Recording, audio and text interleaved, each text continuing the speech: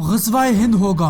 पहले इस मरहले में कश्मीर को हासिल करेंगे और फिर पूरे हिंदुस्तान पर हमला होगा। भारतीय न्यूज 24 ने इस खबर को सबसे पहले नशर किया और कहा कि पहले क्या अफरीदी कम था जो भारत के खिलाफ था और अब शुएब अख्तर भी मैदान में आ गया है और आते ही छक्का मार दिया और कहा कि सीधा सीधा ग़ज़वा-ए हिंद होगा। दोस्तों, समा टीवी को दिए गए इंटरव्यू में शुएब अख्तर ने कहा था कि ये हमारे ईमान का हिस्सा है कि एक दिन ग़ज़वा-ए हिंद होगा। पहले इस मरहले में कश्मीर हमारे हाथ आएगा और फिर आगे बढ़ेगा, यानी पहले कश्मीर को फतह किया जाएगा और फिर बाकी भारत के इलाकों को फतह किया जाएगा। भारतीय मीडिया ने इस पर हंगामा बर्पा करना शुरू कर दिया है। भारतीय मीडिया का कहना है कि एक तरफ शाहिद अफरीदी है जो हमेशा भारत के खिलाफ जहर उगलता रहता है, तो इससे पहले शुएब अख्तर ऐसा नहीं करते देखा गया और आज शुएब अख्तर भी इस मैदान में कूद गया है। ऐसा लग रहा है कि सारा पाकिस्तान ही भारत से सख्त तरीन नफरत करने वाला है। दोस्तों, ग़ज़वा-ए हिंद से भारत काफी परेशान रहता है और वो इस तनाज़ुर में अपने अखंड भारत वाले ख्वाब तक को भूल चुका है।